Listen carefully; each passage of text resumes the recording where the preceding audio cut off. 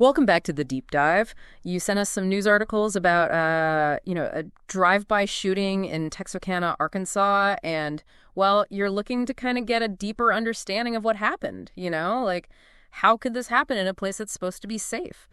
So let's dive in and see what we can uncover. Yeah, you're right to point out that contrast, right? You've got this family-friendly neighborhood, and all of a sudden, bam, it's a violent crime scene. It's that unexpected element that really just shakes people up. For sure. The incident itself took place on a Sunday evening. We're talking multiple 911 calls reporting gunshots, near the intersection of Vernal and Bramble Streets. Imagine the fear in those voices, the operators trying to get a handle on things.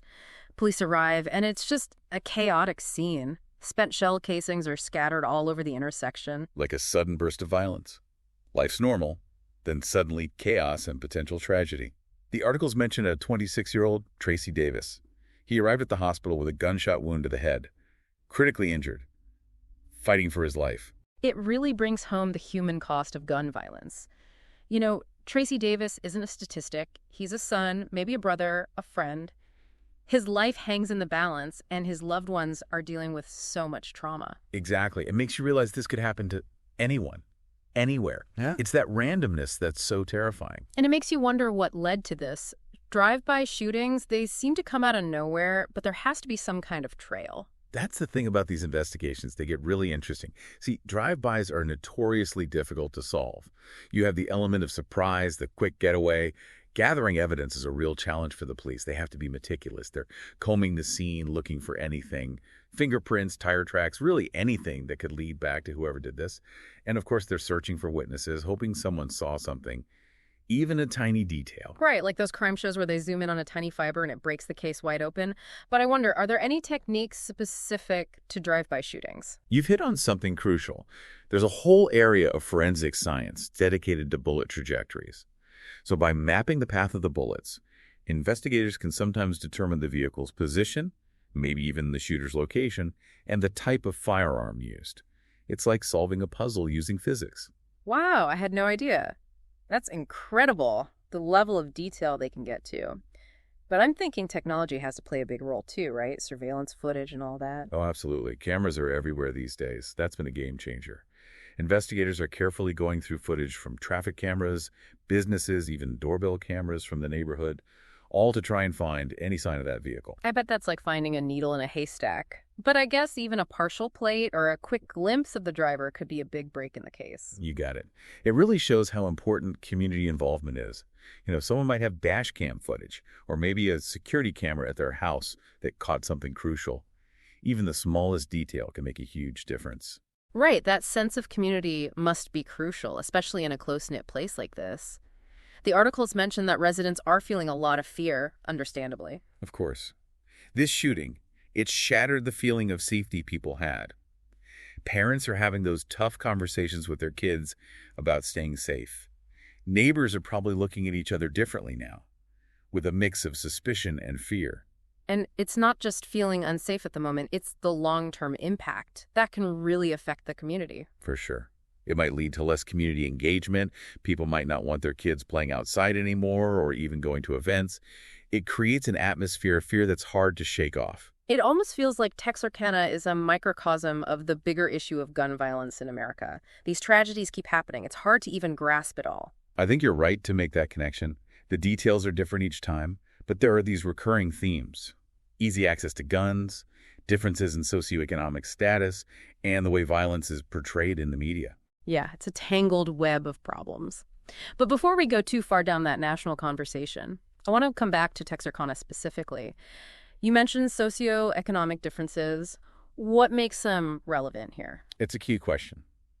It's too early to know the motives behind this particular shooting, but studies consistently show a link between poverty, the lack of opportunity, and higher rates of violent crime.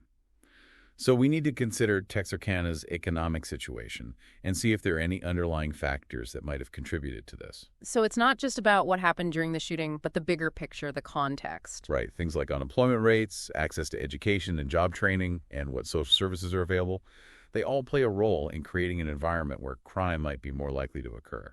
So let's dig into that a bit. What do we know about Texarkana economically speaking. What's the community like where this happened? Well, Texarkana is an interesting place. It sits right on the border of Arkansas and Texas, so you've got this unique blend of influences and, well, challenges. Poverty rates are higher than the national average there, and that often means strained resources, limited opportunities, especially for young people. So you're saying some residents might feel stuck, like they don't have many options for a better future. I can see how that could lead to frustration, despair, maybe even violence. It's complex, for sure. But there's research from Harvard, actually. Their Inequality and Social Policy Institute, they've done studies that show a direct connection between economic inequality and higher rates of violent crime. When people feel hopeless, they're more likely to make bad choices, desperate choices. It's just sad to think someone might resort to violence because they feel like there's no other way out. But I imagine it can also breed resentment, anger towards those who seem to have it easier. Right, that's another factor. Resentment that can be aimed at society in general, or maybe at certain groups seen as more privileged. It's something we see in gang violence. It often comes from feelings of being pushed aside, feeling powerless. So maybe this shooting in Texarkana, it's a symptom of these deeper issues, things that are bubbling under the surface. It's not just about this one event, but about fixing the root causes. Exactly. And that brings us to a crucial question. What can we do? After these tragedies, we always hear calls for stricter gun control. And that's an important debate, no doubt, but it's crucial to understand it's only one piece of a much bigger solution. So limiting access to firearms, that's not going to solve the whole problem. We need to address why people turn to violence in the first place. Right. It has to be a multifaceted approach. Mm-hmm. It's like a doctor treating a patient. You wouldn't just address the symptoms. You'd want to diagnose the actual illness, I see what you mean. So what would that diagnosis look like here? Where do we even start with something as complicated as gun violence? One approach that's showing promise is something called cure violence. It actually treats violence like it's a contagious disease, using public health strategies to try to stop it from spreading. Wait, a contagious disease? That sounds like a strange way to look at it. How does that work? I know it sounds a bit odd, but it's been incredibly effective. What they do is identify individuals who are at high risk, either of committing violence or becoming victims, and then they have these people called violence interrupters who step in, try to mediate conflicts before they escalate. So they're like peacekeepers, intervening before things get out of control. That's interesting. Who are these violence interrupters? How do they gain people's trust? The most effective ones, they're often people who have experienced violence themselves. They get the street culture, they speak the language, and they have the credibility to de-escalate things. They're mentors, mediators, advocates. They try to connect these at-risk individuals with resources, opportunities, help them turn things around. It makes sense to use people who've been there. They understand what life on the streets is really like. They can connect. Someone from outside the community couldn't. Exactly. And the amazing thing is, cure violence has actually been proven to work. There have been studies showing big reductions in shootings and killings where it's been implemented. That's encouraging to hear. It's something worth looking into further. But I bet it takes a lot of resources to run, and people in the community have to buy into it for it to work. You're right. To implement a program like that, you need funding. You need trained people, community outreach, ongoing support, and you need everyone to work together. Law enforcement, community organizations, and the residents themselves. Well, speaking of the community, the articles mention that Tracy Davis's family is asking for unity, for an end to the violence.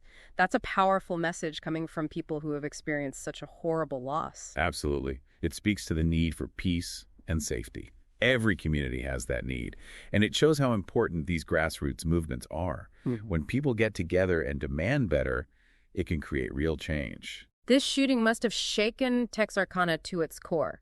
People are asking, how can we stop this from happening again? How do we make our community safe? And those are the right questions. There's no easy answer, but even just starting the conversation is a big first step. So it's not just about reacting to this tragedy, it's about using it to create positive change, turning that grief and anger into action. You got it. And that action has to address the roots of the problem, not just the symptoms. Right. We've talked about those socioeconomic factors and programs like Cure Violence. But what about the mental health side of things? The articles talked about fear and anxiety in the community. What kind of impact does trauma like this have on people's mental well-being? It's something we don't talk about enough, but it's so important. The psychological and emotional scars, they last a lot longer than the physical ones. We see increased rates of PTSD, anxiety, depression, even substance abuse. Like ripples spreading outward. It affects not just the victims, but the whole community. That's right. It highlights just how important it is to have access to mental health services, especially in communities hit by violence. But I'd imagine access to mental health care, that's another area where those socioeconomic factors come in. A lot of people in Texarkana, especially in lower income areas, they probably face barriers to getting help. Big time. We're talking about a lack of affordable options, long waits for appointments, and the stigma that still surrounds mental health. So it's a complicated issue. No easy answers. But it's clear that if we want to break the cycle of violence, we have to address mental health needs. No question. We need a culture where getting help for your mental health is seen as a good thing, a sign of strength.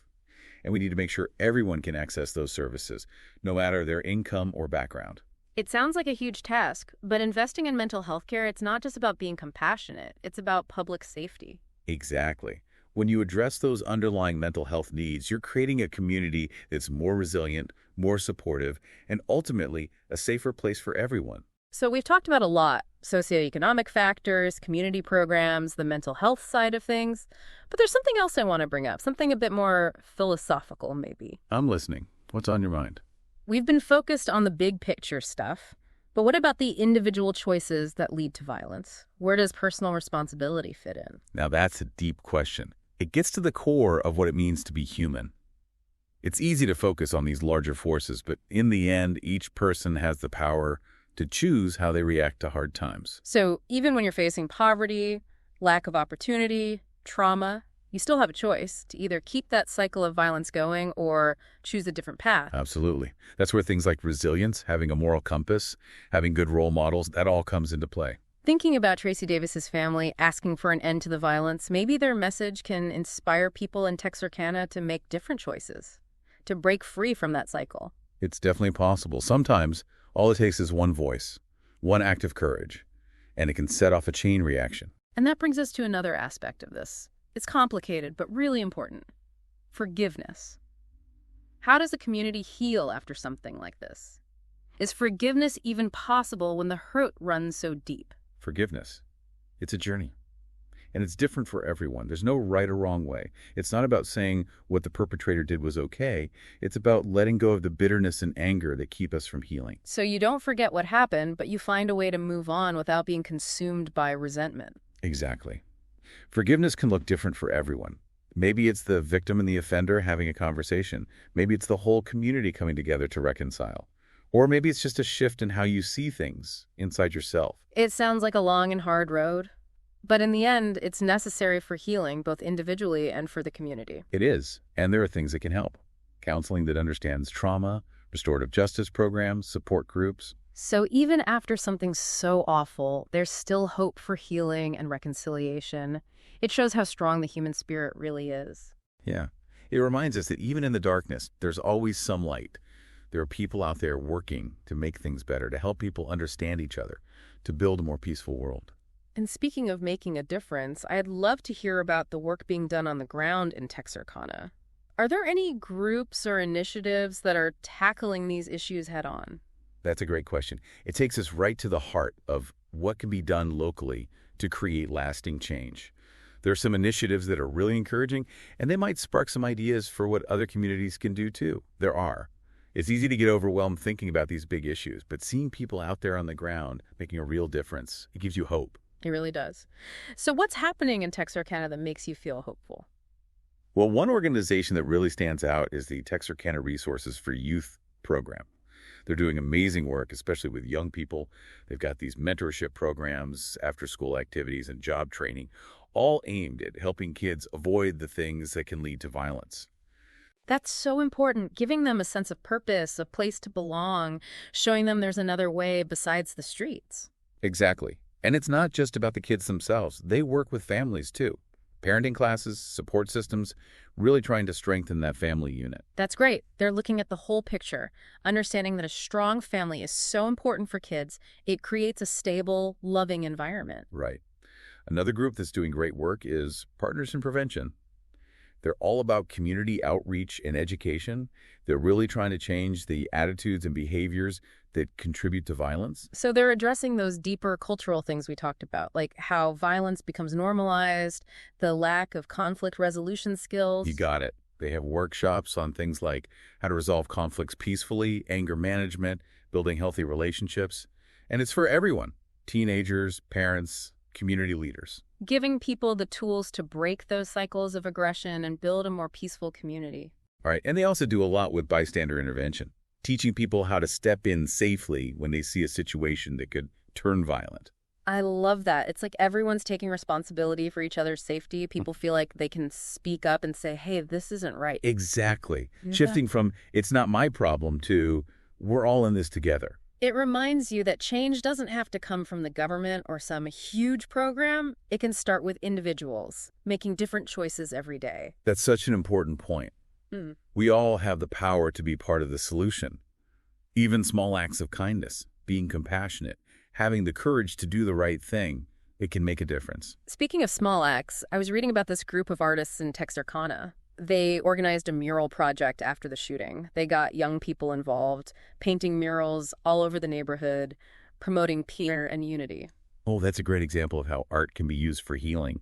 It gives young people a way to express themselves, to be creative, and it helps them reclaim their community. It's a beautiful thing. It's a powerful message of hope. It shows that something good can come out of even the darkest times.